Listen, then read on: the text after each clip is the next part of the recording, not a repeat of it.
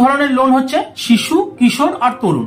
শিশু যেটা, যারা একদম নতুন বিজনেস শুরু করবেন তার জন্য আপনি ম্যাক্সিমাম 50,000 টাকা পর্যন্ত পাবেন। এটা দিয়ে আপনি বিজনেস শুরু করতে পারেন। এটা হয়ে গেল শিশু। কিশোর লোন কোনটা? কিশোর লোনে আপনি পাচ্ছেন 50,001 টাকা থেকে নিয়ে 5 লাখ টাকা পর্যন্ত। আর একবার বলছি, কিশোর যেটা, সেটাতে আপনি পাচ্ছেন 50,001 টাকা থেকে নিয়ে 5 লাখ টাকা পর্যন্ত।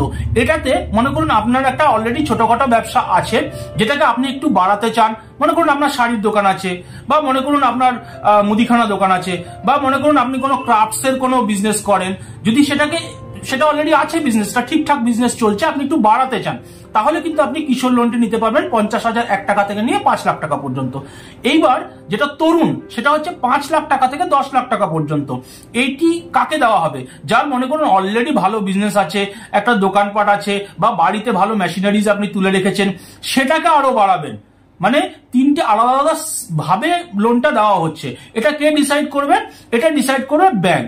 ব্যাংকের যখন কর্মীরা আপনার বাড়িতে আসবেন বা আপনার বিজনেস দেখবেন, তারা ডিসাইড করবেন যে আপনি কোন লোনের জন্য এলিজিবল।